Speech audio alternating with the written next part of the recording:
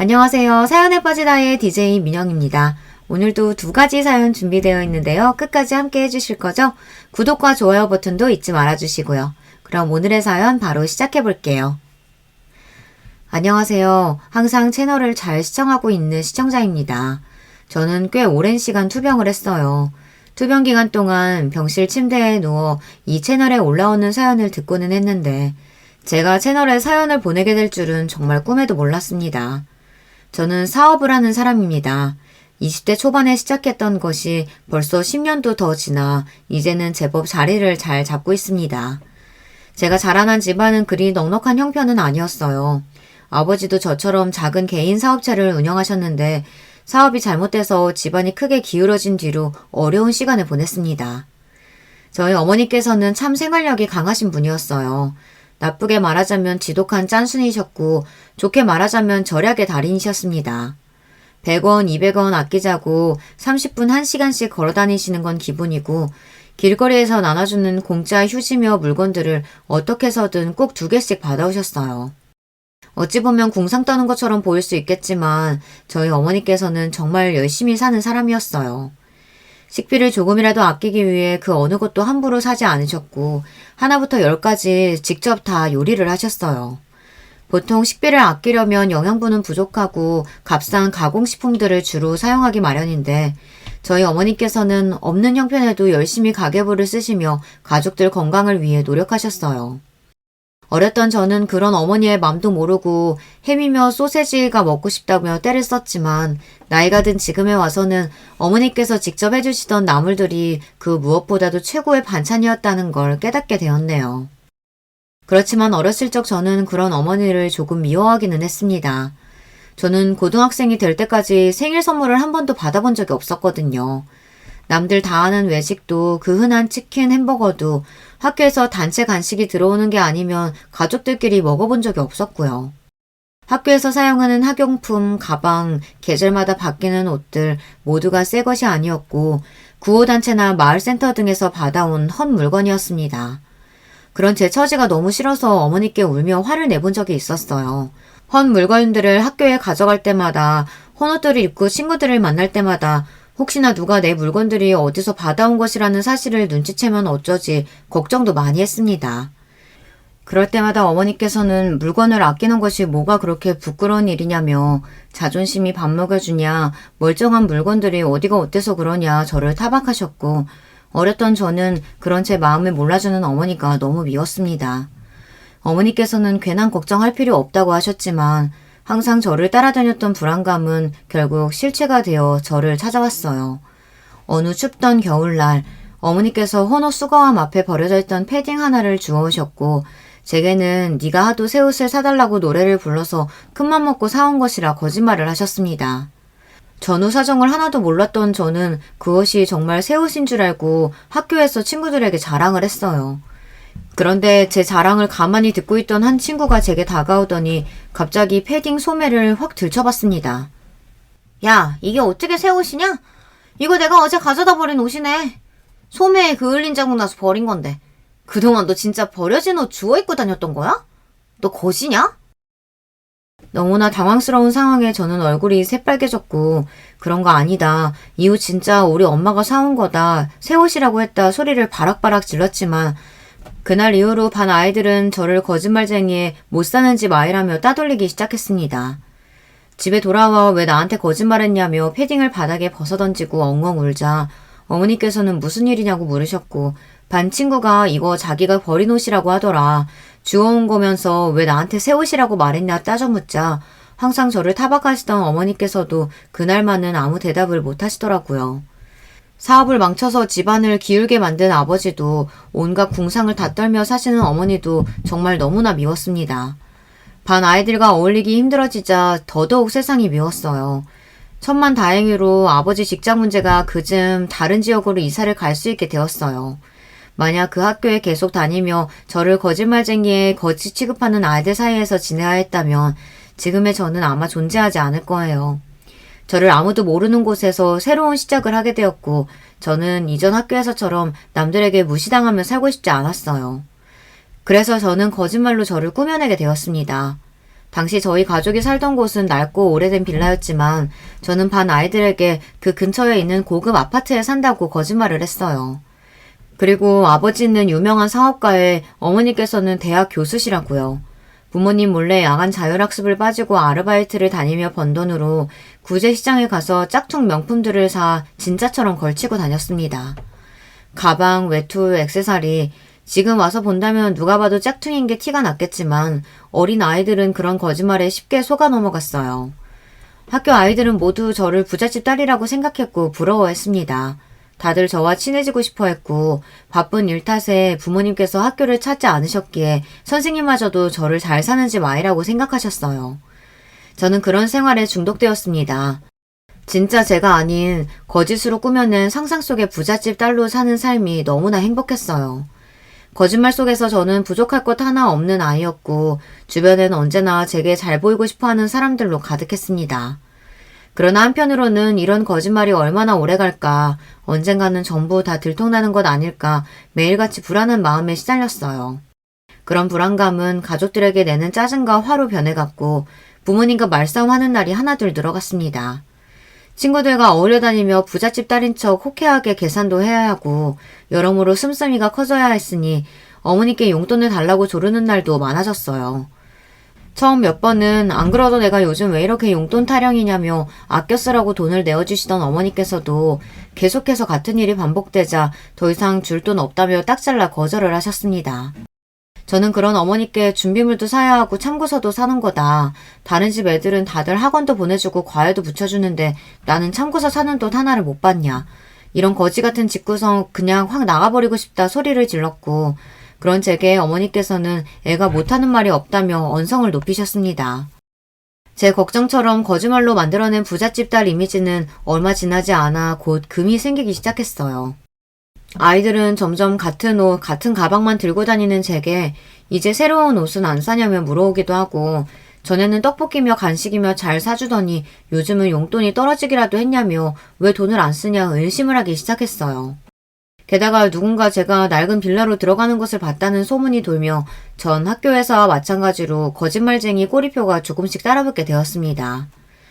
그렇게 살얼음판 위를 걷는 듯한 어느 날 집으로 돌아가던 중 같은 반 아이와 빌라 입구에서 딱 마주치게 되었어요. 저는 너무나 당황스러운 마음에 뒷걸음질쳐 도망가려 했지만 그 아이는 그럴 틈도 주지 않고 그 소문들이 정말이었냐며 지금까지 전부 거짓말이었냐고 제게 따져 물었습니다. 저는 그 아이에게 제발 다른 친구들에게 말하지 말아달라며 빌었지만 그 아이는 다음날 학교에서 본인이 제가 낡은 빌라로 들어가는 걸 두 눈으로 똑똑히 봤다며 제 가지고 다닌 물건들도 다 짝퉁이고 부잣집 딸이라는 말 순 거짓말이다 아이들에게 소문을 내고 다녔어요. 결국 저는 이전 학교에서와 마찬가지로 모든 아이들에게 거짓말쟁이 취급을 받게 되었습니다. 게다가 누군가 제가 남의 물건을 훔치는 것을 봤다는 말도 안 되는 헛소문까지 함께 떠돌게 되며 결국 저희 부모님께서 선생님의 호출을 받아 학교에 오시게 되었어요. 부모님께서 학교에 오시게 된다면 정말로 빼도 박도 못하고 제 거짓말을 인정하는 셈이었습니다. 저희 아버지 어머니께서는 사업가 대학 교수와 거리가 먼 모습이셨으니까요. 그래서 너무나 두려웠어요. 전날 밤 제발 내일이 오지 않게 해달라고 빌며 잠들었지만 예석하게도 아침은 밝아왔습니다. 학교에 오신 어머니께서는 제가 도둑질을 했다는 선생님의 말에 정색을 하시며 우리 딸이 그런 일을 할 리가 없다고 딱 잘라 말하셨고 선생님께서는 그럼 형편도 어려운데 들고 다니는 이런 비싼 물건들은 다 어디서 난 거냐며 물으셨어요.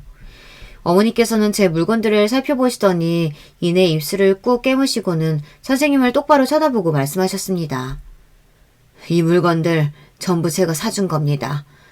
누구보다도 학생들을 똑바로 바라보셔야 할 선생님께서 어쩜 그리 편견 가득한 눈으로 아이들을 바라보시나요? 저희 딸이 공부는 좀 못해도 남의 물건 탐내고 그런 애 아닙니다. 아이가 어려운 상황에 처해 있으면 도움을 주고 보듬어 주실 생각부터 해야지. 잘 알아보시지도 않고 무작정 도둑 취급하시면 어떡합니까? 저 이런 학교에 우리 애 못 맡깁니다. 그렇게 어머니께서는 저를 데리고 학교를 나섰고 그날로 저희 가족은 이사를 가게 되었습니다.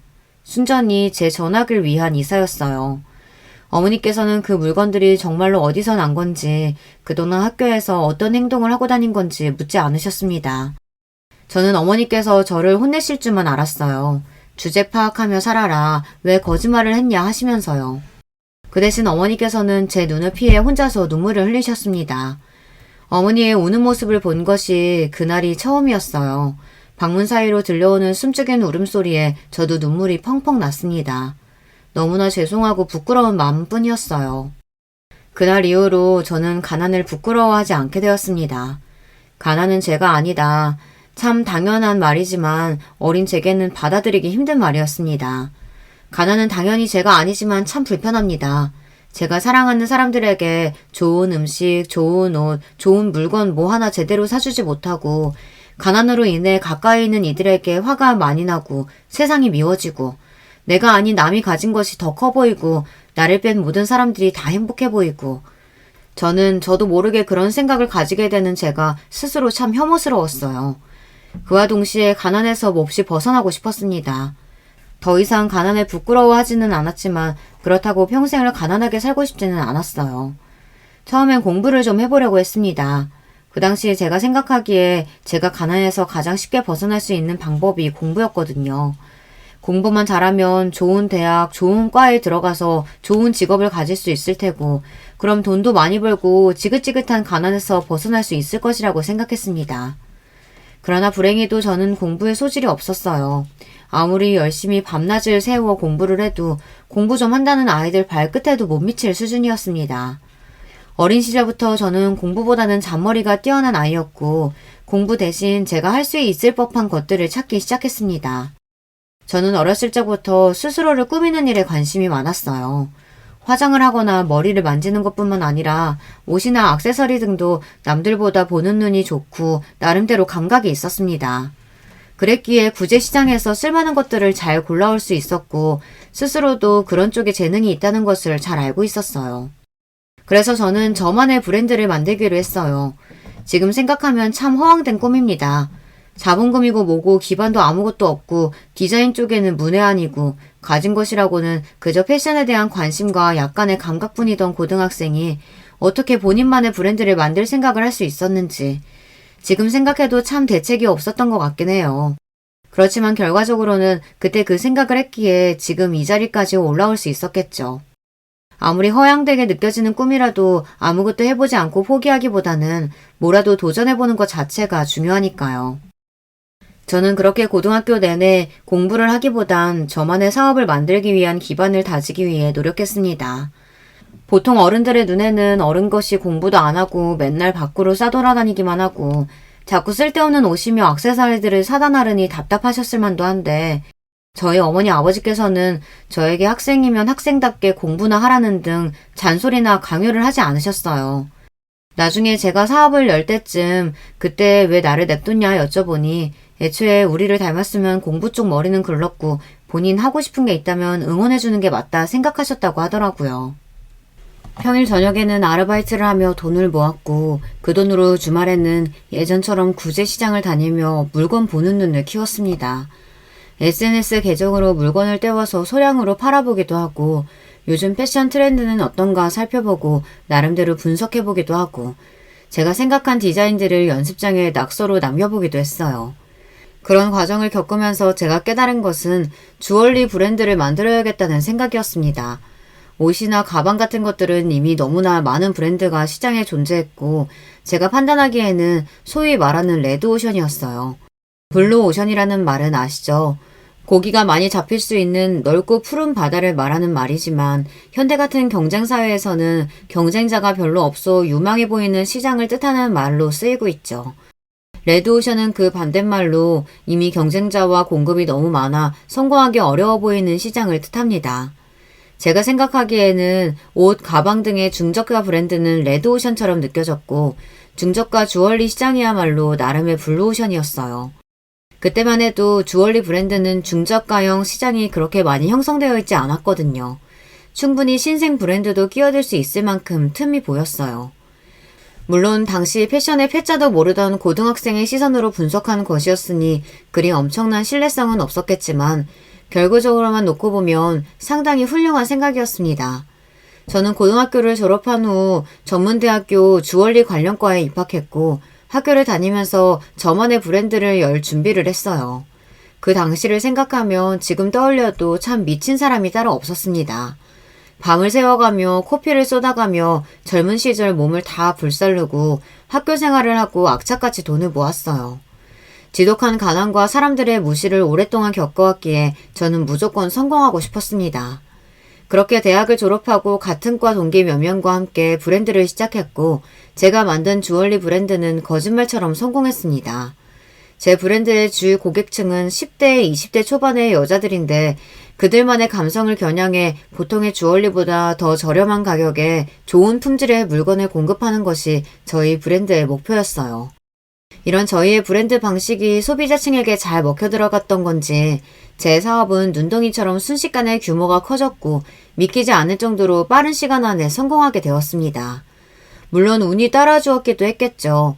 비슷한 시기에 비슷한 분위기의 브랜드가 나타나지 않았다는 점, SNS 홍보 등이 효과적으로 성공했다는 점 등 그렇지만 저는 결코 제 성공이 운뿐만이었다고는 생각하지 않습니다. 그렇게 한동안은 브랜드에 목숨을 걸면서 살았어요. 제 20대는 전부 사업에 바쳤다고 말해도 과언이 아닙니다. 밤낮으로 제품 개발하고 규모 늘리고 이곳저곳 홍보하고 반드시 성공하겠다는 일념 하나로 돌아가는 공장 같았어요. 그 와중에 저희 아버지께서도 제게 많은 도움을 주셨습니다. 지금은 평범한 회사원이시지만 아버지께서도 한때 사업을 하셨던 분이었으니까요. 아버지께서는 본인 사업이 망했던 이유는 중요한 때 결단을 제대로 내리지 못했기 때문이라고 하셨어요. 사업을 하려면 배짱이 있어야 하는데 본인은 그러지 못했다면서요. 아버지께서는 이를 각오가 된 사람만이 얻을 수 있다는 조언을 자주 해주셨는데요. 그 조언은 지금까지도 제가 사업하는데 피가 되고 살이 되는 말로 남아있습니다. 그렇게 사업은 승승장구했고 짝퉁들을 사서 명품인 척, 부잣집 딸인 척 거짓 행세를 하며 다니던 소녀는 정말로 사장님 소리를 듣는 부자가 되었습니다. 낡은 빌라에서 고급 아파트로 이사도 하고 부모님의 오래된 차도 바꿔드리고 제 삶은 이전과 완전히 달라졌어요. 이제는 월할 때마다 명품관에 들어가서 명품 한두 개쯤은 고민 없이 척척 살 수도 있었고 먹고 싶은 것이 있으면 최고급 호텔 식당에 가서 먹고 싶은 만큼 양껏 시키고 가고 싶은 곳이 있으면 비행기 비즈니스 클래스 티켓을 사서 원할 때 떠날 만큼 부유해졌습니다. 너무 젊은 나이에 일찍이 성공했기에 부모님께서는 저를 걱정하기도 하셨어요. 특히 아버지께서는 본인이 사업에 실패했던 경험이 있었기에 더 걱정이 많으셨습니다. 저 또한 그 걱정의 이유를 알고 있었기에 성공했다고 거만해지지 않고 전보다 더 열심히 발로 뛰며 살았어요. 그렇게 바빴지만 연애는 빼먹지 않고 잘했습니다. 20대 중반부터 남자친구가 끊임없이 있었어요. 사업을 하다 보면 자연스럽게 사람을 많이 만날 수밖에 없었고 주변에서 소개도 많이 받았습니다. 저와 같이 사업하는 사람, 예술가, 평범한 직장인, 부잣집 한량 아들 참 다양하게도 많이 만나봤지만 하나같이 성에 안 차고 세상에 저랑 완벽하게 맞는 사람은 없다는 생각이 들었어요. 물론 세상 모든 부부들이 상대와 나와 완벽하게 맞는다는 생각을 해서 결혼하지는 않겠죠. 그렇지만 저는 좀 유별난 구석이 있었거든요. 앞선 이야기들을 다 들어오셨으니 아시겠지만 전 어머니를 닮아 성격이 참 불같아요. 한번 하고자 생각한 일은 무조건 해내야 하고 목표가 하나 생기면 앞뒤 가리지 않고 그곳으로 달려들고 고집도 세고 그러다 보니 연애를 해도 상대와 매일같이 싸우기 바빴고 나는 그냥 혼자 살 팔자인가 보다 싶은 생각도 많이 했습니다. 그러다 만난 게 남편이었어요. 남편은 당시 저희 회사를 오가는 택배회사의 직원이었습니다. 당연히 주변에서는 그 잘난 남자를 다 차고 선택한 게 겨우 택배회사 직원이냐, 미친 거 아니냐 저를 뜯어말렸지만 저는 그동안 연애를 적지 않게 하면서 깨달은 사실이 있었어요. 사람이 조건이 다가 아니다. 내게 필요한 남편은 그냥 나한테 안정감을 줄 수 있는 사람이다. 언제나 같은 자리에 묵묵하게 있으면서 내 예민한 성격, 불같은 화, 고집 다 받아줄 수 있는 사람. 돈이고 외모고 아무것도 필요 없었고 그때 마침 만난 남편이 딱 그런 사람이었습니다. 매사에 과묵하고 든든하게 한 자리를 지키고 정해진 일과대로 살고 틀에서 벗어나지 않는 사람이었어요. 어떻게 보면 참 재미없고 지루한 사람이었지만 저는 그런 남편이 마음에 들었습니다. 남편은 참 무던한 사람이었어요. 매사에 감정 동요도 크지 않았고 언제나 제 말에도 시큰둥, 감정 표현도 서툰 사람이었기에 연애하는 내내 사랑한다는 말 한 번 들어본 적이 없었습니다. 보통 여자라면 그런 모습이 섭섭할 만도 했지만 저는 그렇지 않았어요. 남편은 저를 어려워하지 않았고 본인 일에 자격지심도 없었습니다. 물론 너무 무뚝뚝하고 공감 능력이 없었기에 답답할 때도 많긴 했어요. 그렇지만 남편을 만나면 만날수록 연애 기간은 그리 길지 않았어도 이 남자와 결혼하면 적어도 싸울 일은 없겠다라는 생각이 강하게 들었고 그렇게 결혼 이야기를 꺼내게 되었습니다. 남편은 저처럼 어려운 집안에서 자랐고 남동생이 2명 있는 삼형제 중 장남이었어요. 장남으로 태어나 번 돈으로 동생들 공부도 시키고 어렸을 때부터 일만 열심히 묵묵히 하며 살아온 사람이었습니다. 시부모님께서는 남편이 어렸을 적 오래전에 돌아가셨다고 했어요. 실질적으로 남편이 일을 다 하면서 동생들을 먹여 살린 셈이었습니다. 젊은 시절 내내 일하면서 동생들 뒷바라지하느라 연애고 뭐고 아무것도 하지 못하고 그 나이 먹도록 결혼도 못하고 있었던 것이었어요. 물론 무뚝뚝한 성격도 한몫했겠지만요. 동생 2명은 이미 결혼도 했고 각각 자식도 낳아 가정도 꾸린 상태였습니다. 첫째 도련님은 식당집 딸이랑 결혼해서 둘이 식당을 운영하고 있어요. 작은 규모의 고깃집이었고 장사는 그닥 잘 되는 편은 아닌 것 같았습니다. 둘째 도련님은 평범한 회사원이었어요. 아내는 집에서 살림하는 가정주부였고요. 굳이 상견례 같은 거 할 거 없이 결혼 날짜를 잡았고 그래도 결혼 전에 얼굴은 한번 봐야 할 것 같아서 상견례가 아닌 가벼운 분위기의 식사를 함께 하게 되었습니다. 무덤덤하고 무던한 남편과 달리 첫째 도련님 내외는 장사를 해서 그런가 성격도 몹시 드세고 목소리며 말투도 괄괄하고 소위 말하는 예의가 없는 성격이었습니다. 천만함에서부터 말을 은근슬쩍 놓질 않나, 품위가 떨어지는 단어를 마구 사용하질 않나, 끼리끼리라고 어쩜 저렇게 비슷한 사람들끼리 만나 결혼을 했나 싶었어요. 둘째 도련님은 몹시 소심하고 유약한 성격이었어요. 둘째 형에게 눌려 제대로 할 말도 못하는 것처럼 보이더라고요. 그런 둘째 도련님과 달리 둘째 동서는 살살 웃으며 대화에도 잘 끼어들고 사교성이 좋아 보였습니다. 좋게 말해서 사교성이 좋은 거지 나쁘게 말하면 여우 같다고나 할까요? 장단 맞추며 말은 잘하는데 어딘가 뒤가 구려 보이는 느낌이었어요. 물론 첫인상만으로 사람을 판단하면 안 되는 거지만 사업을 오래 하면서 사람을 하도 많이 만났기에 감이 딱 오거든요. 그 후에 일어난 사건들을 생각하면 역시나 제대로 된 판단이었습니다. 그 뒤로 첫째 도련님 내외는 틈만 나면 제게 전화를 해서 가게 확장하려고 하는데 인테리어비 좀 보태달라. 회사 회식을 본인들 가게에 와서 해달라. 법적으로 문제가 있는데 좀 변호사를 구해달라. 뻔뻔스럽게 요구하기도 하고 아주 제게 돈을 맡겨둔 것처럼 굴었어요. 둘째 도련님께서는 연락을 하지 않으셨지만 예상대로 둘째 동서는 저에게 껌딱지처럼 딱 붙어서 아부를 떨었습니다. 처음에는 반찬을 해서 가져다 주기도 하고 누가 봐도 의도가 다분해 보이는 칭찬을 쏟아내며 아부를 떨길래 딱 봐도 콩고물 좀 떨어질까 저러는 거구나 싶어 그냥 뒀더니 시간이 좀 지나고 나서부터는 이거 해달라 저거 해달라 첫째 도련님 내외랑 똑같이 굴더라고요. 귀찮아지는 건 딱 질색이라 하나 둘 부탁하는 걸 사줬더니 나중에는 아주 뻔뻔하게 말도 안 되는 것들까지 요구해오길래 결국 참다 못해 가족들이 모두 모인 한자리에서 한마디를 했습니다. 그동안 동서들이 부탁하는 것들 별 말 같지도 않고 그런 거 다 해준 거 내가 바보여서 그런 거 아니야. 이 정도 해줬으면 알아서 그만두겠지. 그래도 사람이면 최소한의 양심이 있겠지. 그런 생각을 했어. 근데 동서들 하는 걸 보면 전혀 멈출 생각이 없어 보이더라. 나도 지금 하는 사업, 돈 전부 공짜로 얻어낸 것들 아니야. 그러니 동서들도 이제부터는 아무 노력 없이 나한테서 도움받을 생각하지 마. 제 말에 동서들은 얼굴이 잔뜩 붉어지며 형님 돈 좀 잘 버신다고 그러는 거 아니다. 어떻게 사람을 이렇게 무시하냐 버럭 화를 내고는 자리를 떠났습니다. 그 과정에서 남편은 저와 동서들 사이에서 그 어떤 참견도 하지 않았어요. 물론 매사에 무던하고 별말 않는 성격이 좋아서 결혼한 거긴 했지만 매일같이 동서 부부들에게 시달리는 저를 보고도 중간다리 역할을 하지 않는 것이 조금 짜증이 나기는 했습니다. 그래도 적어도 본인 동생들 편 안 드는 게 어디냐 생각하고 참았어요. 그렇게 한마디 한 뒤로는 약속이나 한 것처럼 두 부부 모두에게 아무런 연락이 오지 않았습니다.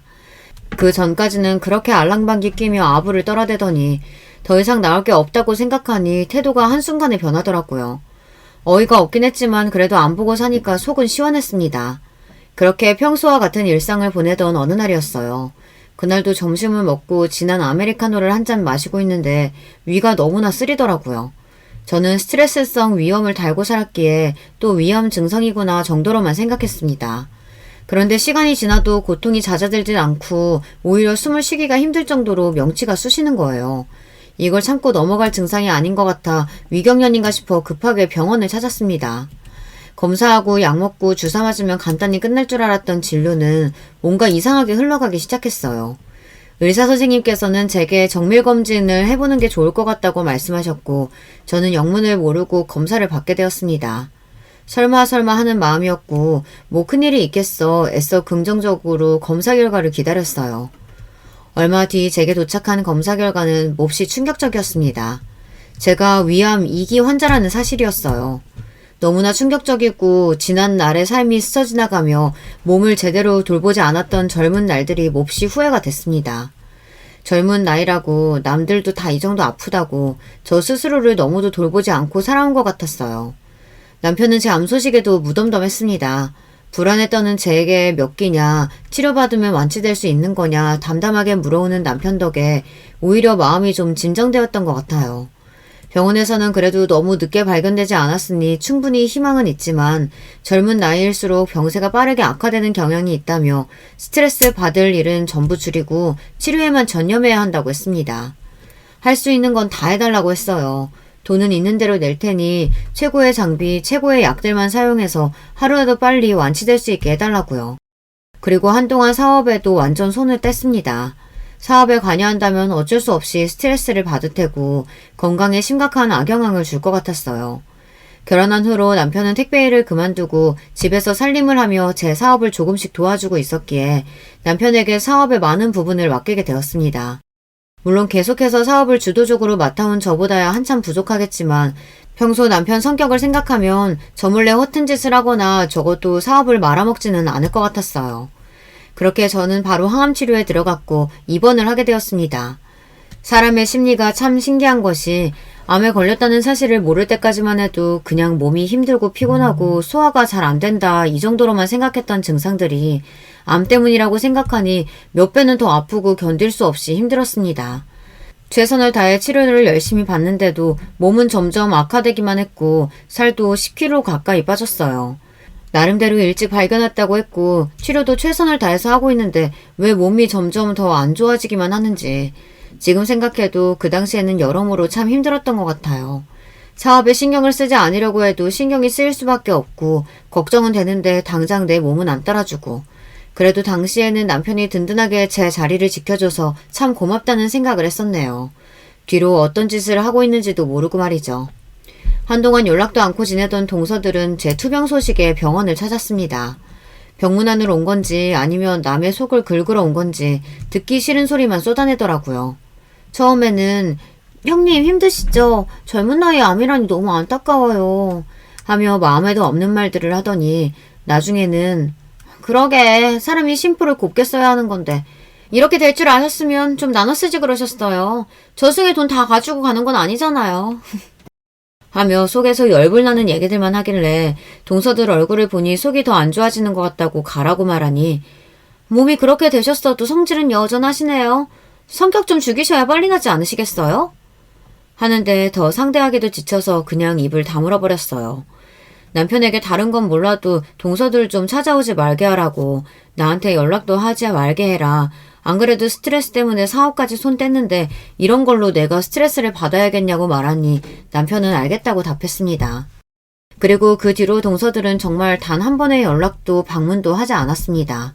그렇게 5년여간의 긴 세월 동안 투병 생활을 했어요.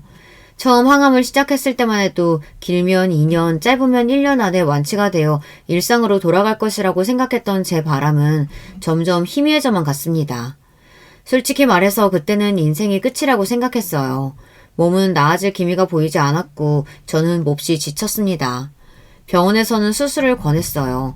아직 국내에서는 많이 시행되지 않아 표본이 부족한 방식이라고 했습니다.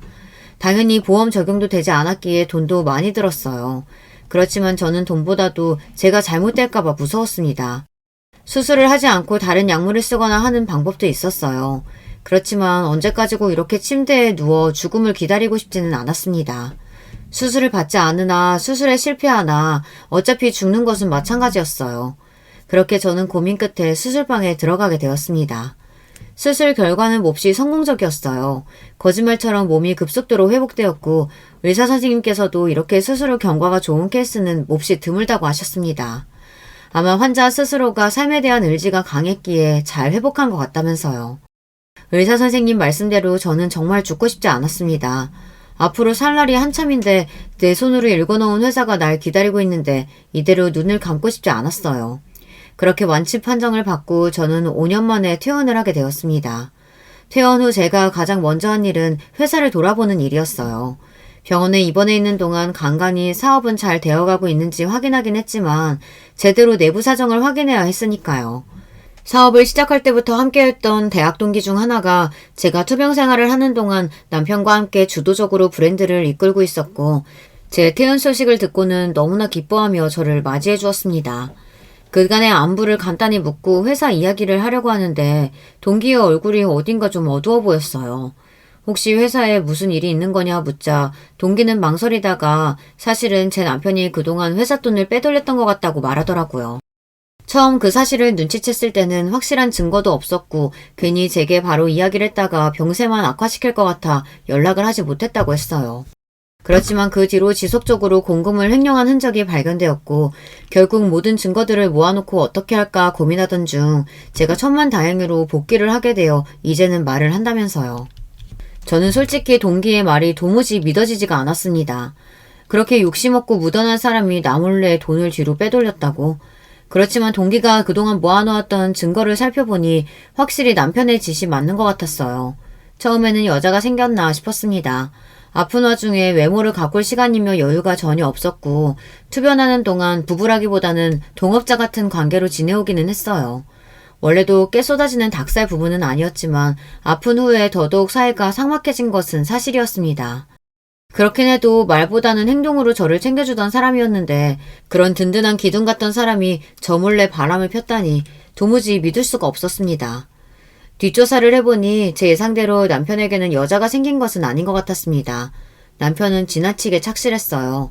매일같이 회사 집의 반복이었고 가끔가다 동생 부부들을 만나는 것이 끝이었습니다. 도저히 바람피는 사람의 일과라고는 볼 수 없었기에 그렇다면 다음 의심은 하나뿐이었어요. 본인에게 돈이 필요 없는 사람이 돈을 어디다가 썼겠습니까? 동생 부부들에게 가져다 줬겠죠.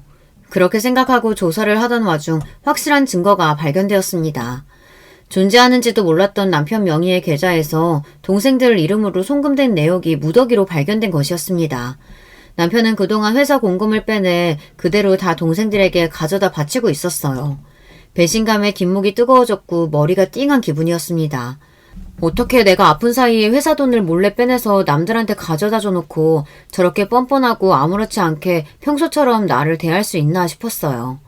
앞서 말했지만 전 정말 성격이 불같은 사람입니다. 참는 거 절대 못하고 양보도 못하고 한번 불 붙어버리면 그대로 들이박아 버리는 성격이에요.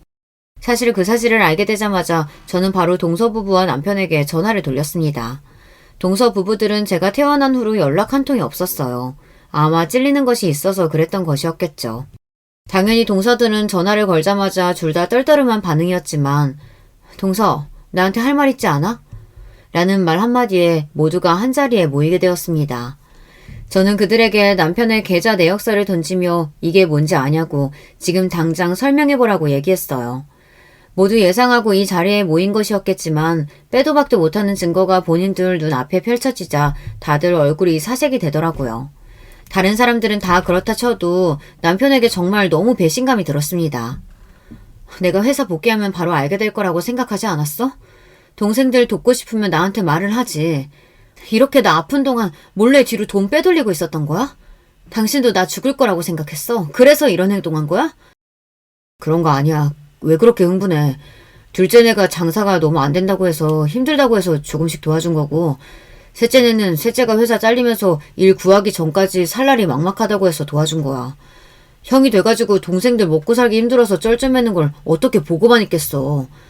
당신 어느 정도 생활도 안정되고 그러면 나 회사 일에서 손 떼면서 전부 다 말하려고 했어. 빈 돈은 내가 나중에 일해서 다 채워놓을게. 당신 그 택배 일해서 어느 세월에 갚아. 빼내간 돈이 참 얼만지나 알아?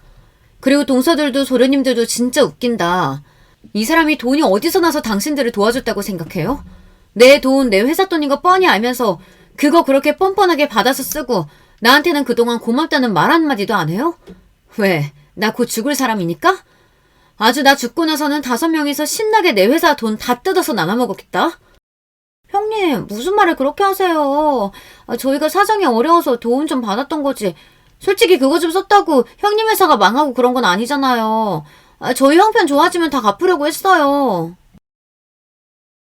저는 그런 동서들에게 당신네들같이 양심도 없는 인간들이 퍽이나 그랬겠다며 내가 너네들 다 공금 횡령죄로 고소할 거다. 내가 가족이라고 그냥 눈 감고 넘어가 줄 줄 아느냐. 나 그런 성격 아닌 거 다들 알고 있지 않느냐.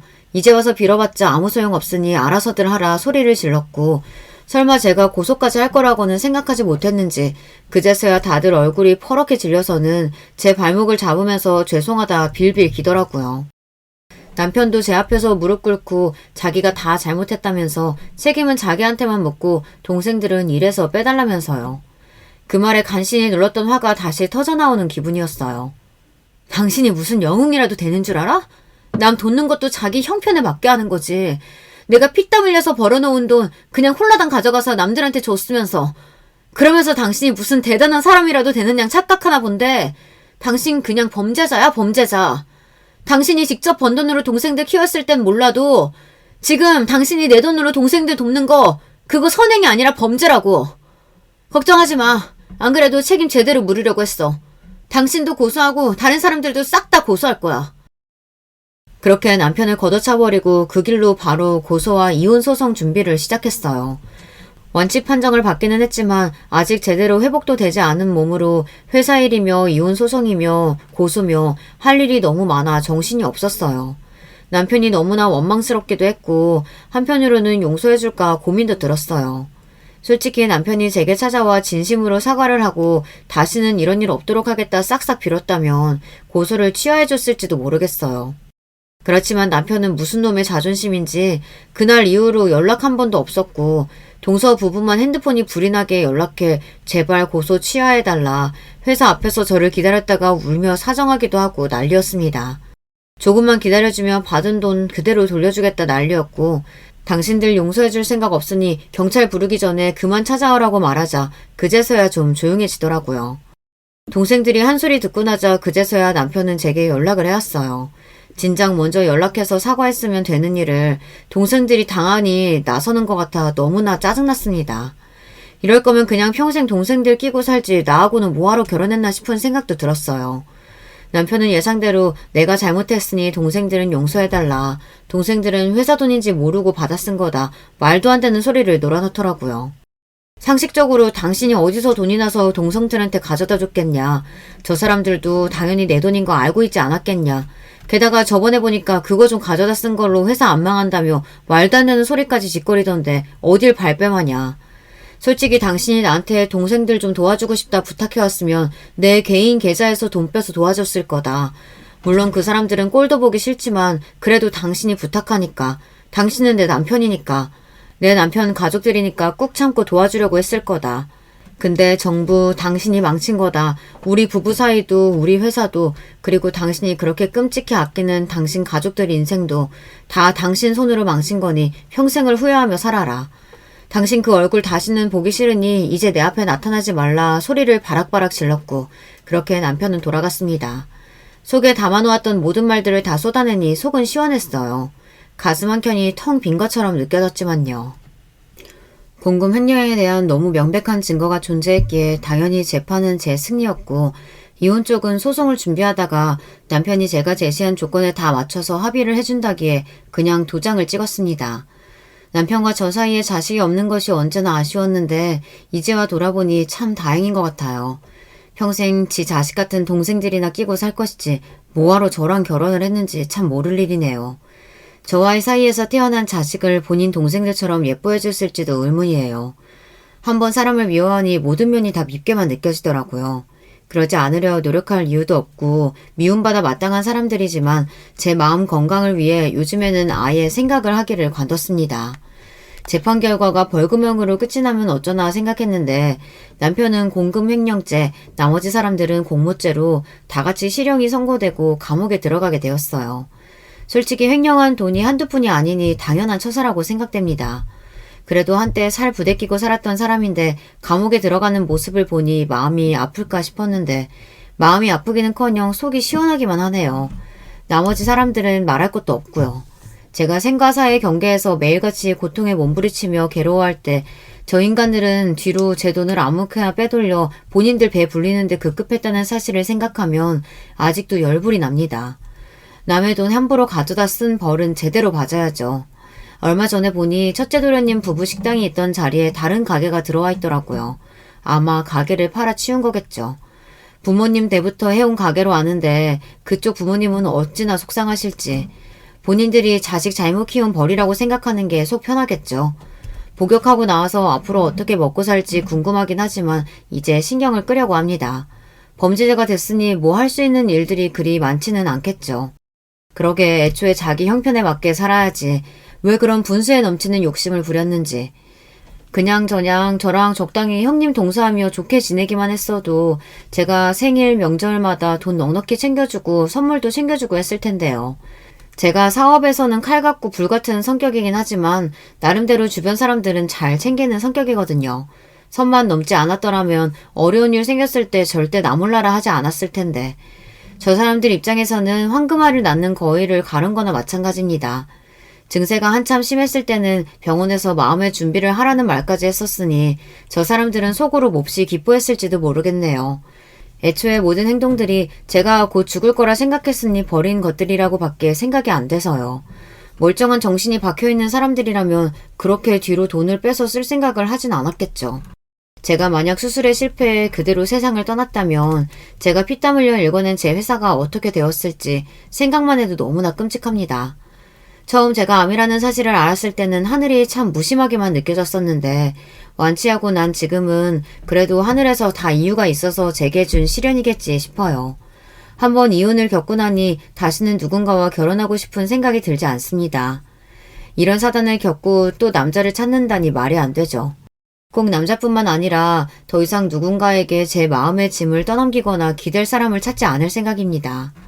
저 또한 남편을 진정으로 사랑해서가 아니라 제 불같은 성정을 잘 받아줄 사람으로 적합하다 생각해 결혼한 것이었기에 이런 면에서는 남편을 마냥 비난할 순 없겠네요. 앞으로는 저를 키우느라 고생하신 어머니 아버지에게 더 효도하면서 제 사업, 제 일을 사랑하면서 더더욱 저를 위한 삶을 살아보려고 합니다. 혹시 이 사연을 듣고 계신 분들 중에서도 투병 중이신 분들이 계시다면 제가 주제넘게 감히 한마디 하겠습니다.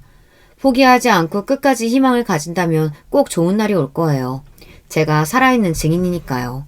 저는 비록 건강한 몸과 행복한 가정 모두를 이루지는 못했지만 여러분은 2마리 토끼를 다 잡으실 수 있을 거예요. 그러니 항상 긍정적인 마음으로 좋은 것들만 보고 듣고 사시기를 바랍니다. 그래도 제게는 제 삶에서 가장 소중한 것인 사업과 꿈이 남아있습니다. 고등학교 시절 꿈이었던 저만의 브랜드 만들기는 성공했지만 지금의 제 꿈은 이 브랜드를 더 유명하게 전국민을 넘어 전 세계가 알만한 브랜드로 만드는 거예요. 그렇게 성공한 후에는 제 이런 이야기들도 상처가 아니라 당당하게 드러낼 수 있는 또 하나의 경험이 될 수 있겠죠. 아직도 가끔 혼자 밥을 먹거나 일상을 보낼 때 병원 생각이 나서 먹먹해지고는 합니다. 당시 2인실을 썼었는데 옆자리에 계시던 분이 세상을 떠나셨거든요. 전날 밤까지만 해도 저와 담담히 담소를 나누시던 아주머니 분이셨는데 새벽 동안 갑자기 병세가 악화되어 중환자실로 실려가더니 결국 돌아오시지 못하고 숨을 거두셨습니다. 그렇게 아주머니가 떠나신 후로 인생이 무엇인지 참 더덥게 느껴졌던 기억이 나네요. 사람 목숨이라는 게 참 즐기면서도 바람 앞에 촛불처럼 참 가냘픈 것이구나 생각하기도 했어요. 병원에서 이런저런 모습들을 많이 보았기에 수술을 선택하게 되었던 것 같아요. 지금 생각해도 그때 과감하게 수술을 선택했던 것은 참 잘한 일이었던 것 같습니다. 아버지께서 언제나 하셨던 말씀처럼 잃을 각오가 되어 있어야 얻는 것이 있다고 살고자 하는 의지가 있었기에 우여곡절 끝에 이 자리에 서 있을 수 있는 것 같아요. 제게 주어진 지금의 이 인생이 두 번째 기회라 생각하고 이번 기회에 다시 한번 힘차게 달려보려고 합니다. 이야기 들어주신 모든 분들께 감사드려요. 안녕하세요. 저는 서울에서 두 아이를 기르고 있는 50대 후반 여자입니다. 요즘 날씨가 완전히 다 풀려서 봄 날씨가 되었어요. 우리 친정집은 시골이라 길가에 꽃이 되게 많거든요. 꽃뿐만이 아니고 나무도 초록색으로 잎이 새로 나고 있습니다. 어릴 때는 계절이 바뀌는 것에 별 감흥이 없었어요. 그런데 이제는 사계절을 온몸으로 느끼고 있습니다. 친정엄마가 시골에 사니까 더 피부로 와닿거든요. 놀러가서 아이들과 함께 산책할 때 얼마나 즐거운지 모릅니다. 친정 부모님이 사는 이 집터는 어렸을 때부터 제가 살던 곳이에요. 그래서 더 정감이 가는 우리 집이랍니다. 그런데 이런 제 소중한 공간에 대해 얼마 전에 사건이 하나 발생했어요. 오늘 사연도 그날의 기억에 관한 내용입니다. 참 그동안 우여곡절이 많았는데 얼마 전에 확 터지게 되었어요. 앞서 말했듯 저는 시골 출신입니다. 제 고향은 완전 충청도 내륙에 있는 곳인데요. 지역이 유명한 편도 아니고 말해도 사람들이 잘 모르는 곳이죠. 그래서 설명할 때도 옆에 있는 큰 지역을 말하고 그 옆에 있는 곳이라고 부가 설명을 합니다. 하지만 이렇게 오지 시골이라고 해서 제가 가난하게 살았다는 것은 전혀 아닌데요. 왜 다들 제가 시골 출신이라고 하면 가난하다고 생각하는지 저는 오히려 의문입니다. 그리고 시골이 고향이라고 하면 다들 농사 얘기를 하더라고요. 왜 우스갯소리로 강원도 사람들은 감자 소리를 싫어한다고 들었습니다. 저도 상당히 비슷해요. 거기는 그럼 어떤 농작물을 재배하냐고 대놓고 질문을 듣기도 했죠. 아, 심지어 큰형님은 저를 처음 본 날 뭐라고 했는지 아세요? 어머, 그럼 동서 고향에선 도대체 뭐 먹고 살아요? 나물 캐먹고 그러나? 물론 집 앞마당에서는 나물을 키우고 그걸 캐서 먹기는 해요. 그런데 우리 집이 절대 나물만 캐먹고 그러진 않습니다. 미디어에서 한창 시골 생활이 유행하고 하면서 자급자족이 유행하더라고요. 하지만 저는 절대 어릴 때부터 지금까지 풀만 먹고 자란 편은 아니에요. 일단 우리 집은 원할 때마다 고기를 먹었어요. 충분하게 그럴 수 있는 형편이었거든요. 부모님은 제가 알기로 결혼을 선을 보고 하셨다고 합니다. 두 분 다 집안이 좋으시거든요. 부잣집끼리 만나 선을 보고 결혼했으니 저는 상당히 부유한 가정 환경 속에서 자랐어요. 기억도 잘 나지 않는 어린 시절에도 우리 집이 부자라는 것을 인지할 정도로요. 먹고 싶은 것을 못 먹은 기억은 아예 없었습니다. 어린 시절에 우리 또래는 다 기억하실 텐데 바나나가 되게 귀했어요. 그런데 저는 그 귀한 바나나를 원할 때마다 제한 없이 먹을 수 있었습니다. 부모님께 말만 하면 다 구해주셨거든요. 우리 부모님은 고물상을 운영하셨습니다. 고물상이라고 하면 선입관을 가지고 대하시는 분들이 많더라고요. 그런데 저는 오히려 그런 반응이 의외라고 느껴집니다. 한평생 가난하고 부족하게 살았던 기억 자체가 없거든요. 부모님은 고물상만 운영한 것이 아니라 시골에서 소도 키우셨어요. 소를 키우느라 도시에 가서 살지 않았던 거였죠. 어렸을 때 기억인데 학교 갔다 돌아오면 엄마는 늘 소를 돌보고 계셨습니다. 어린 저는 소가 너무 커서 무서워했거든요.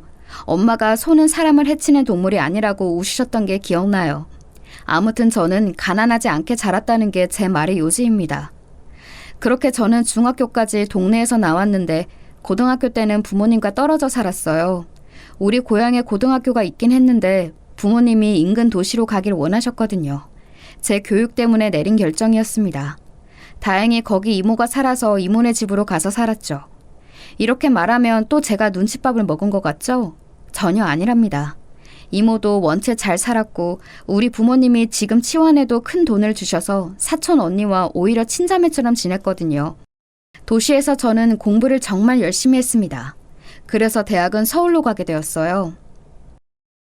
우리 딸 그렇게 공부 열심히 하더니 서울로 대학을 가네.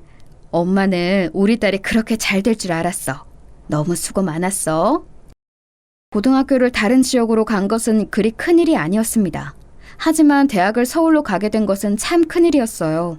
제가 외동이라 사촌 언니가 있는 이모 집은 너무 좋았거든요. 반면 서울에는 제가 아는 사람이 한 명도 없었습니다. 부모님은 금지오겸 외동딸이 서울에 가서 적응하지 못하는 것이 걱정되었는지 학교 바로 앞에 아파트를 얻어주셨어요. 그때는 대부분 학생이 학교 앞에서 하숙했는데 저는 호화롭게 지낼 수 있었습니다. 하지만 제 성격도 그렇고 부모님의 철학이 하나 있었어요.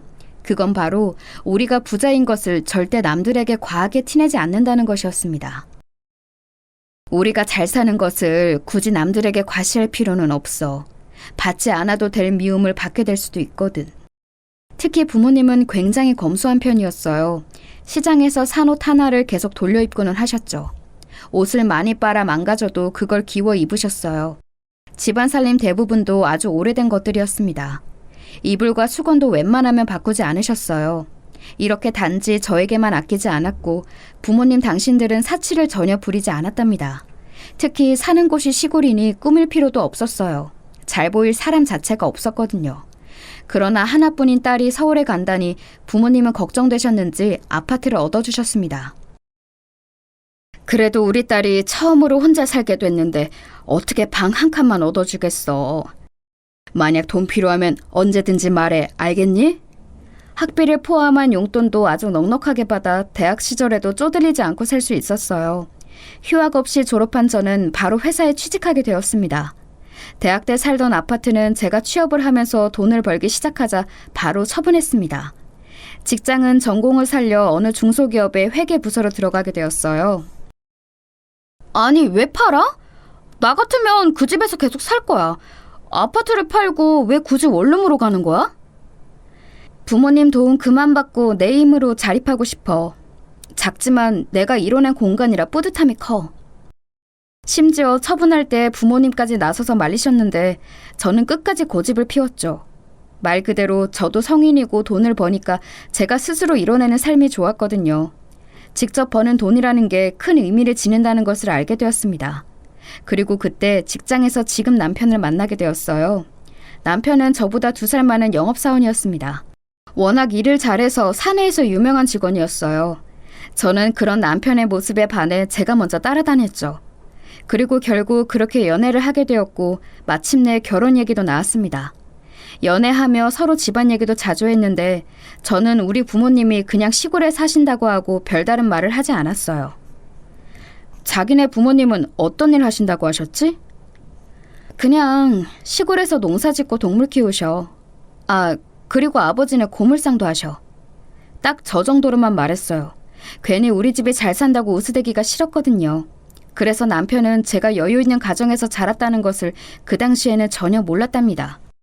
서로의 집에 인사를 갔을 때도 전혀 눈치를 채지 못했어요. 남편의 집은 지극히 평범한 집이었습니다. 아니, 정확히 말하자면 평범보다 살짝 위였어요.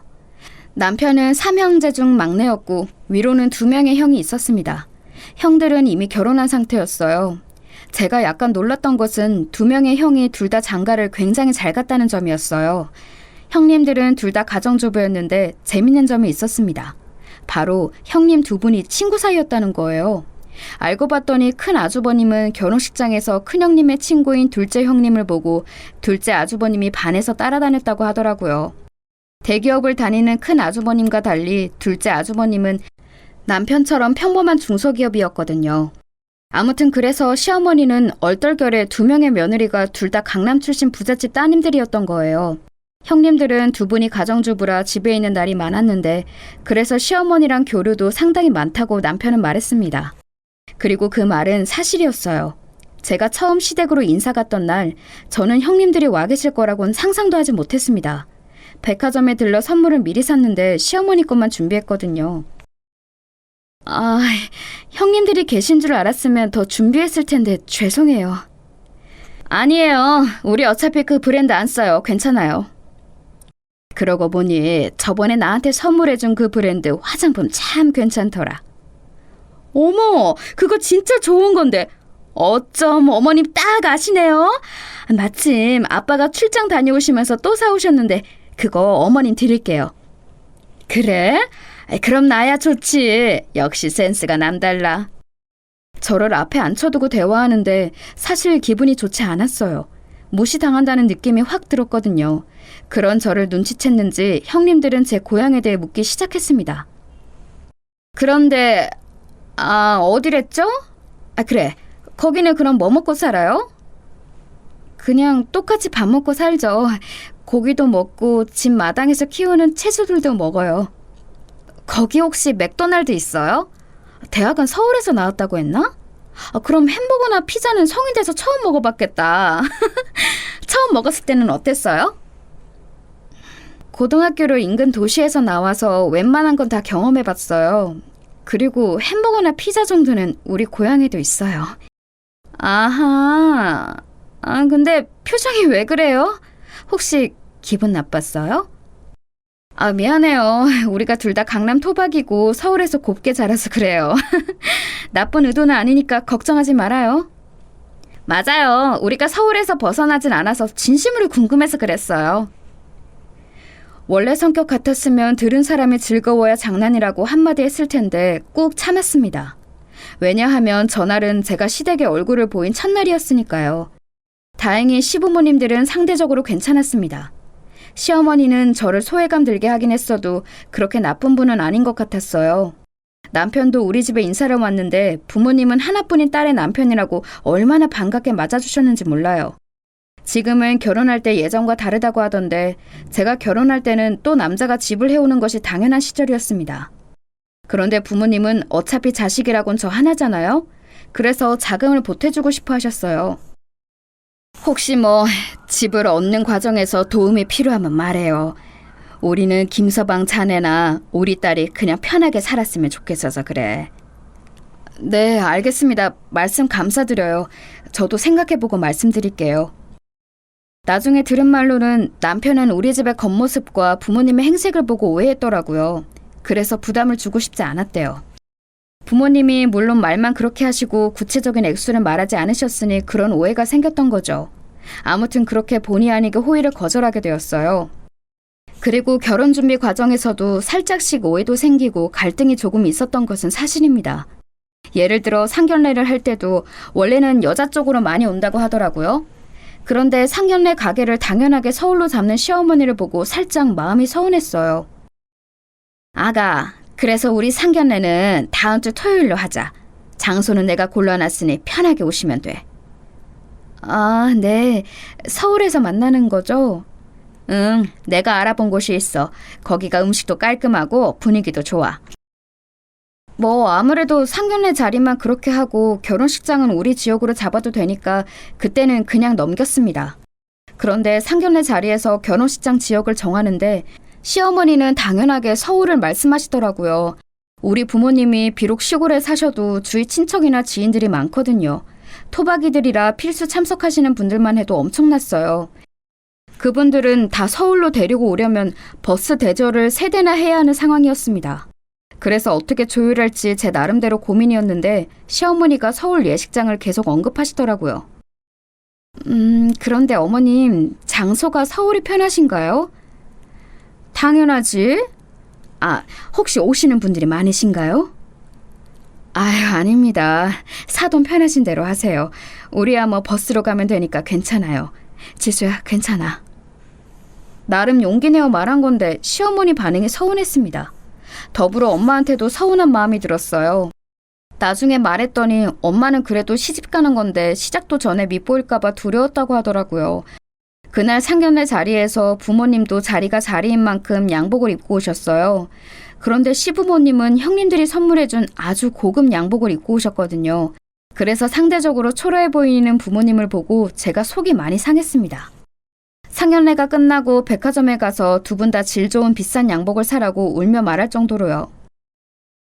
이런 게 다 뭐가 중요해. 엄마랑 아빠는 괜찮다니까. 왜 네가 속상해서 그래. 진짜 별일 아니야. 우리 집에 돈이 없는 것도 아닌데 괜히 그냥 오늘 속상해. 결혼식 날에는 꾸미고 와.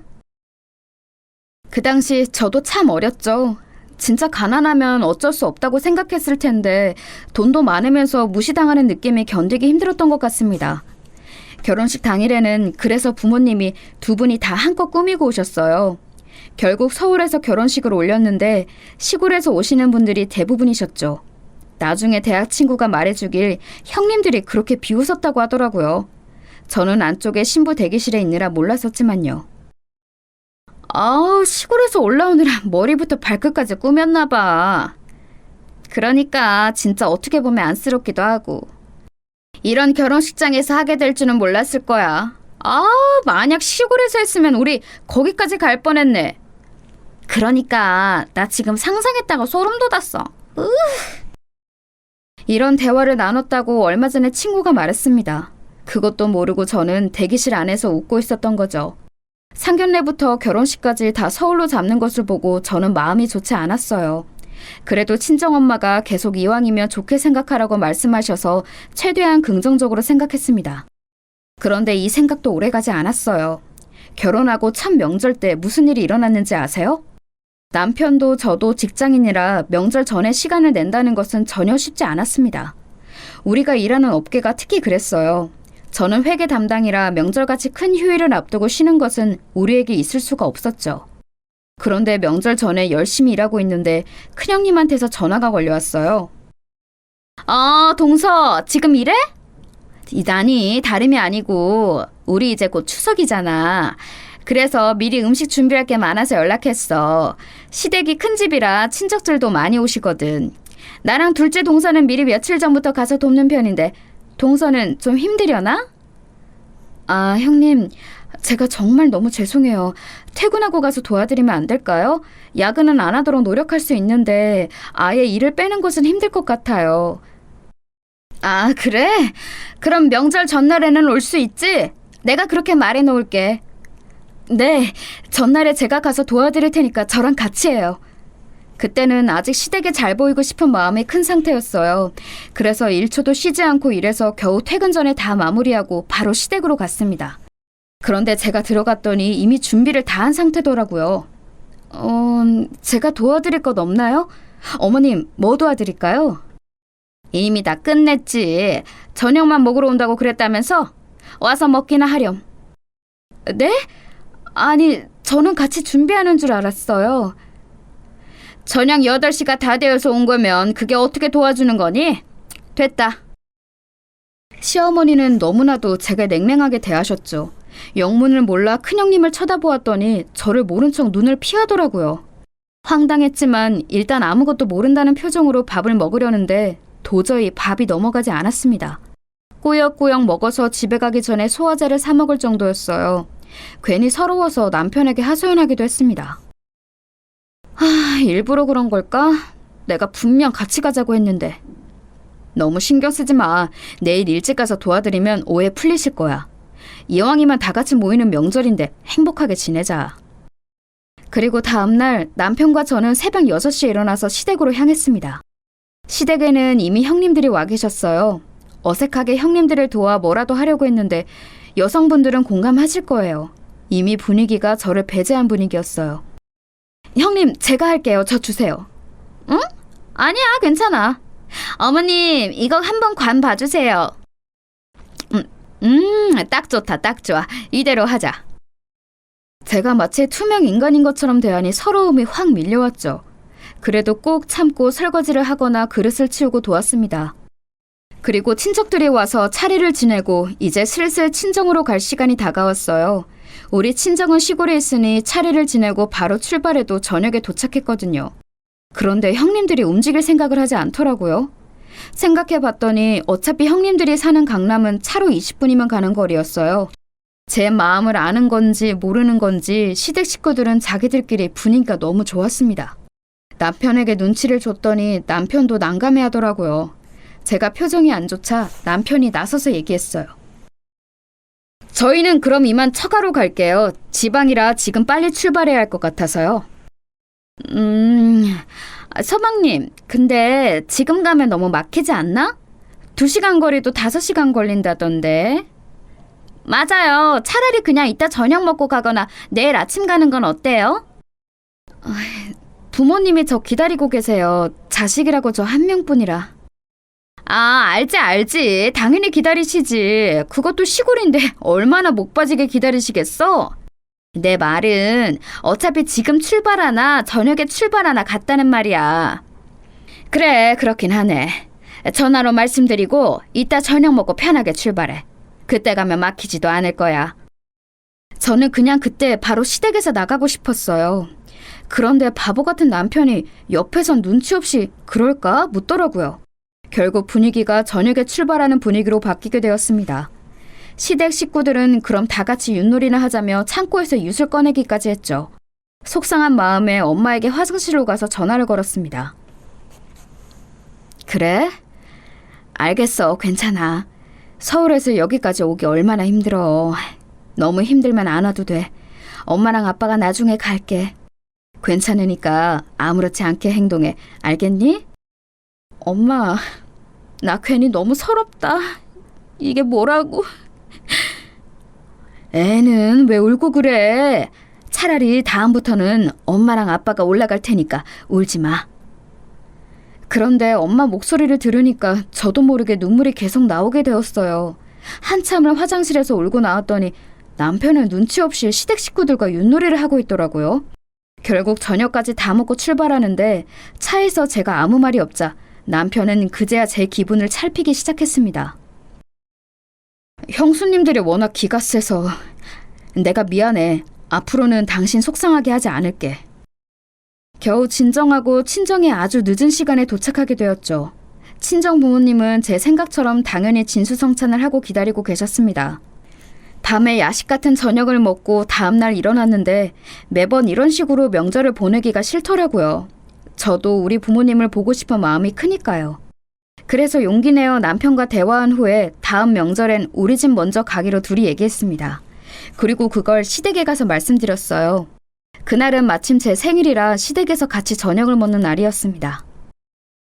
그래서 다음 명절에는 아내 고향에 먼저 다녀올게요. 지방이라 차가 너무 막혀서 오히려 그렇게 하는 게 효율적이더라고요.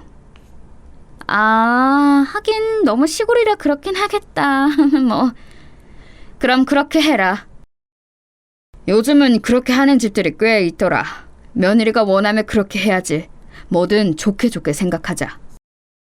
기분이 안 좋은 게 눈에 보였지만 어쩔 수 없었어요. 저도 우리 부모님을 보고 싶은 마음이 크잖아요.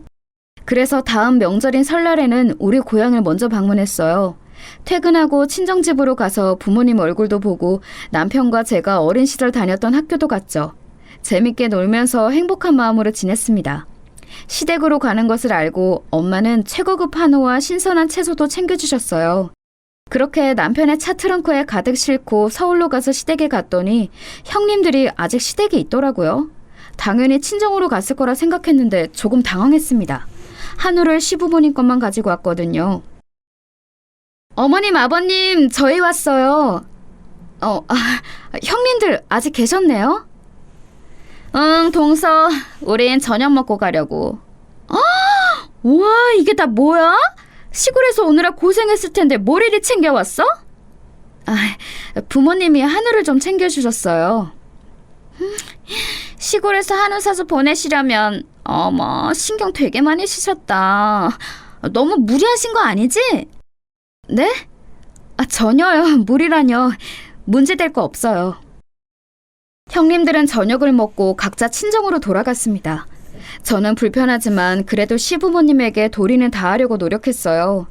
말도 먼저 걸고 반주도 같이 해드렸죠. 이렇게 중간에서 조율하며 살고 있었는데 아무래도 친정이 거리가 멀잖아요. 그래서 친정에 가는 것보다 시댁에 가는 게 더 많았어요.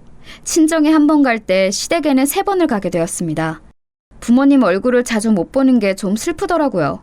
그런 제 마음을 안 건지 어느 날 아빠가 저에게 말씀하셨어요.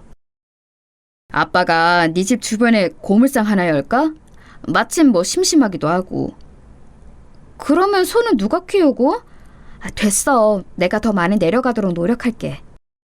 친척 중에 누가 관심 있어 하더라고. 직원으로 쓰면 돼. 안 그래도 엄마가 대학 병원 갈 일이 많잖니. 아빠가 그건 알아서 알아볼게. 실제로 엄마가 건강에 저때 좀 안 좋으셨어요. 암이거나 큰 병은 아니었는데 나이가 드시면서 기력이 많이 안 좋아지셨죠. 빈혈 증세를 포함해서 여러 증상이 많았거든요. 그거 검사하러 서울에 올라오신 적도 꽤 있습니다. 그래서 우리 신혼집에 와서 자고 가신 날도 꽤 계세요. 그런데 아빠는 전화를 끊고 진짜로 바로 서울에 아파트를 하나 마련하셨어요. 그리고 진짜로 고물상을 바로 운영하셨습니다. 저는 시댁에 얘기할까 하다 굳이 먼저 얘기는 하지 않았어요. 남편은 알고 있긴 했는데 제가 말하지 말라고 했죠. 부모님은 완전히 서울에서 사는 것은 아니었고 시골과 왔다 갔다 하며 지내고 계셨습니다. 저도 부모님을 예전보다 자주 뵐 수 있으니 훨씬 안정감이 들었어요. 그러던 어느 날 둘째 형님이 연락이 오더라고요. 주말이라 쉬고 있는데 전화가 울려서 봤더니 둘째 형님이었어요. 받지 않으려다 받았더니 큰형님하고 같이 있더라고요. 동서 뭐해? 지금 우리 백화점 갈 건데 같이 갈래? 주말인데 뭐 딱히 하는 거 없으면 같이 가자. 아, 지금 집에 그냥 있었어요. 남편은 운동 갔어요. 아, 그래? 그럼 같이 놀자. 서방님한테는 말하지 말고 와. 여자들끼리 놀자. 형님들은 마침 주말이라 백화점에 간다고 저를 부르셨어요. 워낙 두 분이 친하셔서 제가 가끔 소외감을 느꼈는데 이렇게 불러주니 좋았죠. 준비하고 형님들을 만나 백화점에 갔는데 제가 어느 가방을 보고 너무 예뻐서 걸음도 멈추고 보았어요. 동서, 그거 마음에 들어? 예쁘긴 하다. 근데 그거 비싼데 괜찮아? 아, 마침 제가 딱 찾던 모양이어서요. 색깔도 검정색이라 때도 안 탈 것 같고. 뭐 마음에 든다니까 다행이긴 한데 저거 브랜드 값이 좀 세. 명품 중에서도 비싼 편인데 괜찮아? 제가 사치하거나 그런 성향은 전혀 아니라고 앞서 말했잖아요. 그래서 명품 가방도 딱 하나밖에 없었어요. 그런데 마침 진짜 제가 그렇게 찾던 디자인의 가방이라 눈여겨보고 있었죠. 충분하게 그럴 능력도 되었고 친정이 워낙 돈 걱정 없이 살아서 그 정도의 가방은 당연히 살 수 있었어요. 그런데 자꾸 옆에서 저한테 비꼬면서 비싸다고 너는 안 된다는 뉘앙스로 말하니 기분이 안 좋더라고요. 그래서 매장으로 들어가서 한 번에 구매까지 하게 되었습니다. 동서, 괜찮아? 아니, 너무 무리하는 거 아니야? 적당히 해. 나중에 우리 원명하면 안 된다. 우린 말렸다. 아니요, 괜찮아요. 걱정해주지 않으셔도 돼요. 복잡한 마음으로 작은 형님 차를 타고 집으로 가고 있는데 마침 그때 아빠한테 연락이 왔어요. 안 받을까 하다 그냥 받았습니다. 아빠? 무슨 일이야? 나 지금 형님들하고 백화점 갔다가 집에 가고 있어. 딸.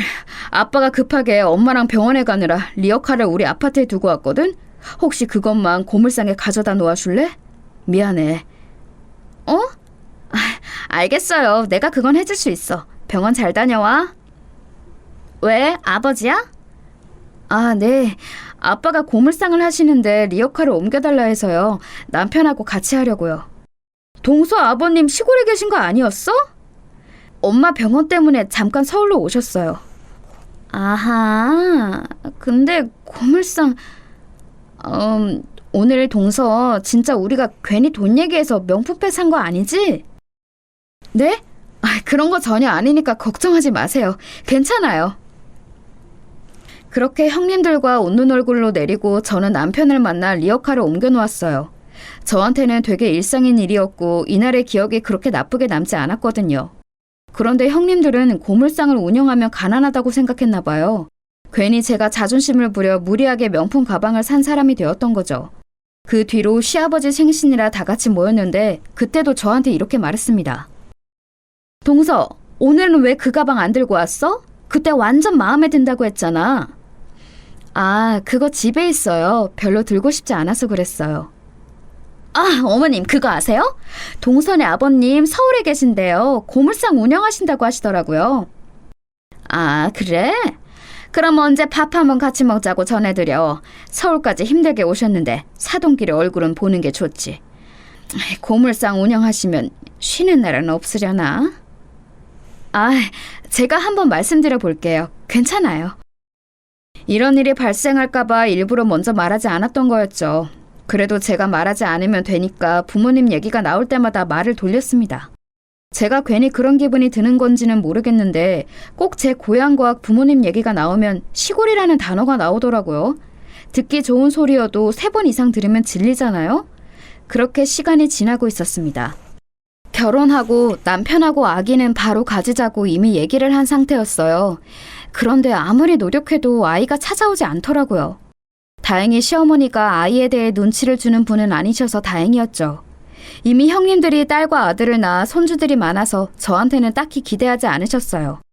그런데 문제는 친정이었습니다. 친정 부모님은 제가 외동딸이라 손주를 매우 바라고 계셨거든요. 병원에 갈까 생각도 했는데 그냥 초연하게 기다리는 것도 방법이라는 말을 들었습니다. 그래서 한 3년을 기다렸더니 자연스럽게 아기가 우리 부부에게 찾아왔어요. 어머, 웬일이야. 드디어 아이가 생겼어? 엄마 아픈 것도 사라지고 손자도 생기고 우리 가족에게 좋은 일이 자꾸 생기네. 그러니까 나도 너무 놀랐어. 엄마, 김서방은 기뻐서 운다 울어. 시댁에서는 우리 아이가 첫 손주가 아니라 상대적으로 관심이 덜했어요. 그렇다고 서운하거나 그러진 않았습니다. 오히려 많은 관심은 부담스러워서 좋았죠. 친정 부모님은 뛸 듯이 기뻐하셨어요. 그러면서 아직 태어나지도 않은 아이를 위해 시골집을 리모델링 하겠다고 말씀하셨어요. 아빠, 아직 아기 낳지도 않았어. 왜 이렇게 오버해. 진짜 너무 웃긴다. 마침 우리 집이 오래되기도 했고 한 번쯤은 리모델링 하고 싶었어. 마침 잘 됐지. 아이고, 우리 공주님인지 왕자님인지 너무 기대된다. 그렇게 친정 부모님의 관심을 한 몸에 받으며 드디어 아이가 태어났어요. 중간에 산부인과에 갔더니 제 배 안에 한 명이 아니고 쌍둥이라 총 2명이 있다고 해주셨거든요. 저는 아들 쌍둥이를 낳게 되었어요. 쌍둥이라 무게가 상당해서 회사는 그만두었습니다. 친정 부모님이 특히 그만두길 원하셨어요. 건강이 제일 중요하니까 제 몸을 최우선으로 생각하라 하셨죠. 그러면서 조리원을 최고급으로 알아보고 다 결제해 주셨어요. 어머, 동서, 조리원 거기로 했어? 거기 진짜 비싼 곳인데. 아빠가 출산하느라 수고 많았다고 결제해 주셨어요. 아하, 되게 부담되셨을 텐데. 거기 연예인들이 가는 곳이잖아. 알지? 진짜 비싼데. 고물상... 형님들, 우리 집 형평 걱정해 주시는 거예요? 저번부터 말씀드리고 싶었는데 저는 괜찮아요. 좋은 마음으로 걱정해 주시는 건 알겠는데 진짜 괜찮아서 괜찮다고 하는 거예요.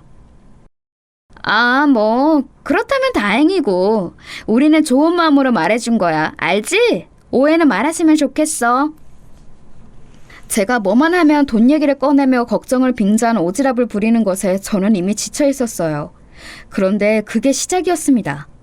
조리원을 시작으로 아이들 장난감, 옷, 유모차까지 다 가격대가 나가는 제품을 쓰면 그렇게 아는 척을 하더라고요.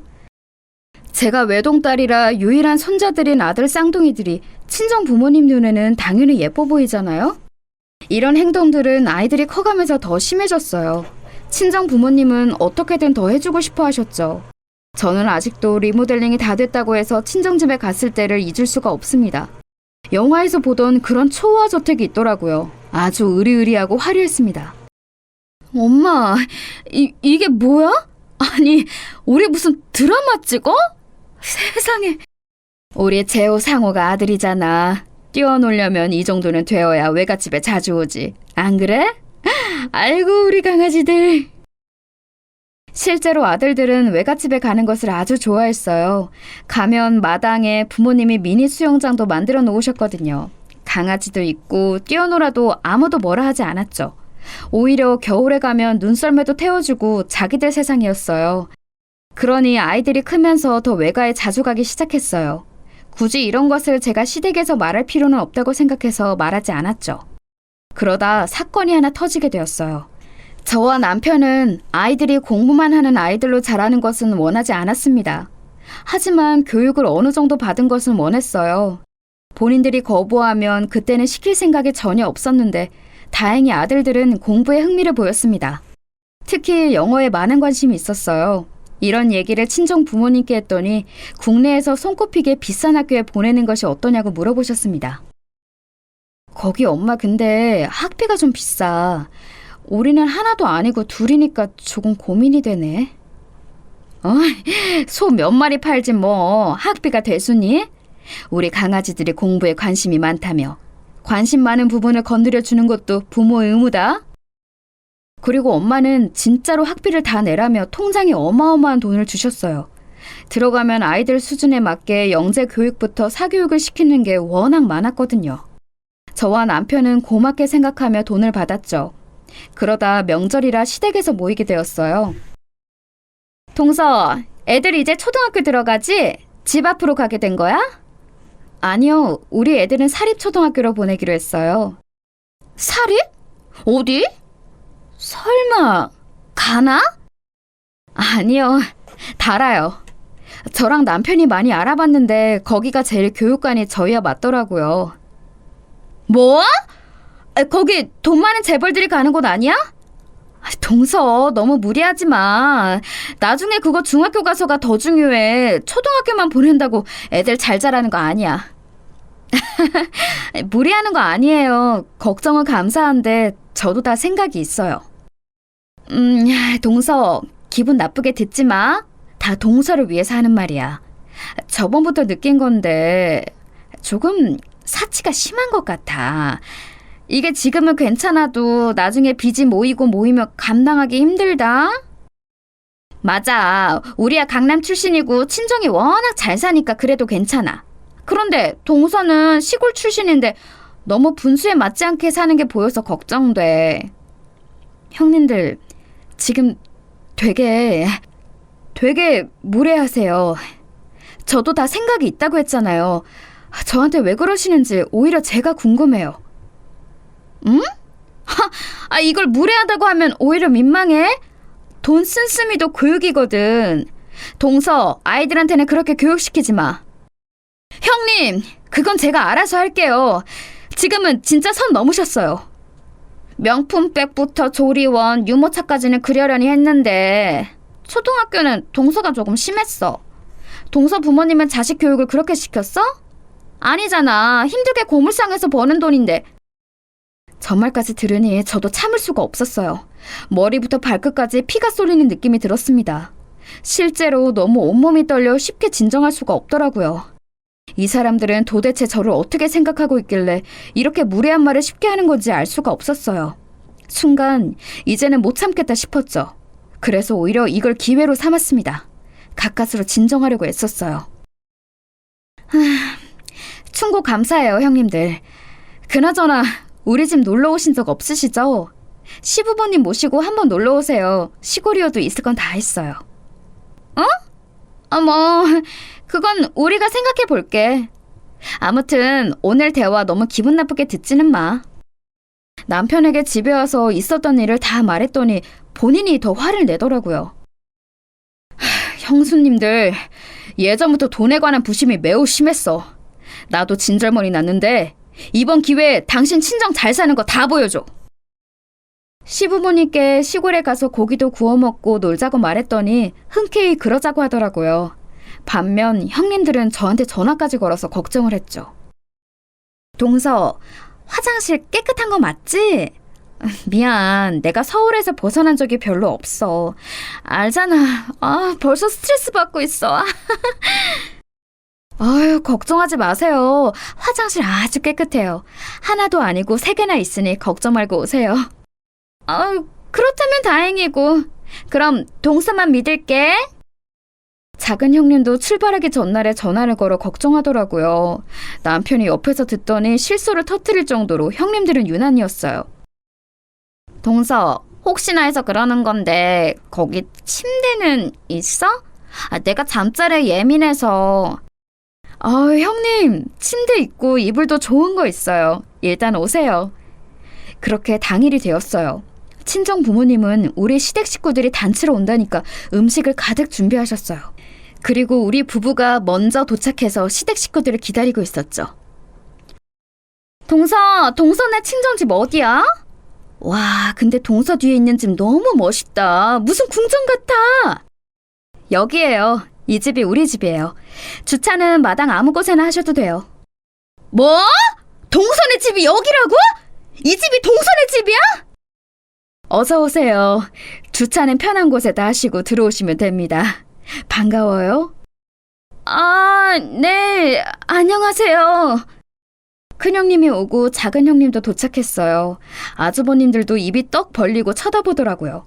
형님들도 현실이 믿기지 않았는지 계속 주위를 둘러보았습니다.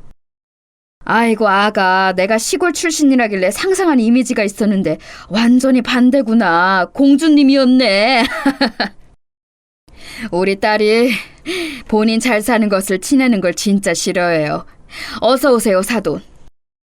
마침 이때다 싶어 저는 일부러 남편을 시켜 형님들과 아주버님들을 데리고 소를 키우는 곳으로 이동했어요. 소가 한 마리도 아니고 여러 마리가 있는 것을 보더니 큰아주머님이 대놓고 말씀하셨어요. 아니, 막내 재수씨 완전히 재벌딸이었네. 왜 그동안 숨겼어? 우리가 언제 숨겼어? 그동안 그래서 아기 낳고 특히 장모님이 많이 지원해 주셨어. 자연스럽게 제 정체를 밝힐 수 있었어요. 제가 소를 몇백 마리를 키우는 땅 부자의 딸이라는 사실을 형님들에게 밝혔죠. 또 시골의 대부분 땅이 다 우리 부모님 소유였거든요. 그것들도 흘리듯이 말하니까 너무 통쾌했습니다. 여기부터 저기 보이는 곳이 다 우리 땅이에요. 혹시 산책하고 싶으시면 말씀하세요. 이야, 재수씨 몰랐는데 완전 부자였구나. 왜 그동안 숨기고 있었어? 엄마, 나 여기서 살고 싶어. 저기 수영장도 있고 미끄럼틀도 있어. 게다가 시조카들도 대놓고 우리 친정집을 좋아했어요. 그 모습을 보니 더 통쾌했죠. 시어머니도 저를 대하는 태도가 완전히 바뀌더라고요. 형님들은 그렇게 시골 타령을 하더니 제 정체를 알게 되니 머쓱했는지 아무 말도 하지 않았습니다. 오히려 큰형님은 얼굴이 토마토처럼 빨개져 있었어요. 10년 묵은 체중이 내려가는 기분이 들었습니다. 이 뒤로는 어떻게 되었냐고요? 시댁에 당당하게 가게 되었어요. 시어머니의 태도가 많이 바뀌어서 이제 명절에 우리 집에 먼저 가든 말든 문제가 되지 않았습니다. 은근히 선물 공세를 하면 대놓고 이제 저를 먼저 챙기기도 하셨어요. 예전에는 형님들이 우선이더니 완전히 판도가 바뀌더라고요. 그리고 형님들도 당연히 저를 비꼬지 않았어요. 오히려 제가 은근히 친정 부모님이 지원해준 것을 자랑하면 입을 꾹 다물더라고요. 자기들끼리 이상한 우월감을 가지고 저를 비꼬던 행동은 아예 사라졌습니다. 그래서 이번에는 부모님이 애들 옷을 명품으로 다 해주셨어요. 그러면서 아버님 드리라고 챙겨주셨는데 아버님, 이거 어떠세요? 아유, 뭐 이런 것을 다 챙겨주셨대. 너무 감사하다고 전해드려. 우리 이번 여름에도 또 놀러가도 되겠니? 언제든지 오세요. 형님, 애들이 아까 그러던데 우리 집에 가고 싶어 하는 것 같더라고요. 주저하지 말고 오세요. 그래, 알겠어. 그리고 저도 사실 유치한 것을 아는데요. 사람 마음이란 게 어쩔 수가 없더라고요. 작은 형님이 유독 좋아하는 명품 브랜드가 있어요. 일부러 그동안 무시당했던 것을 갚아주니 괜히 오기가 생기더라고요. 그래서 그 브랜드의 가방을 사서 들고 가기도 하고 그랬습니다. 형님들은 예전에 제가 그 브랜드의 귀걸이만 껴도 알아보더니 이제는 가방을 들고 가도 아무런 말도 하지 못하더라고요. 지금은 그래서 이런 생활을 즐기며 살고 있어요. 여보, 나 너무 유치한가? 그런데 너무 재밌어서 멈출 수가 없어. 당신이 하고 싶은 대로 다 해야지. 나도 형수님들 표정 보면 웃겨서 웃음 참느라 힘들어. 다행히 남편이 완전한 제 편이라 더 즐기고 있답니다. 여러분, 여기까지가 제가 준비한 사연입니다. 다들 재밌게 들어주셨는지 모르겠어요. 들어주셔서 정말 감사합니다.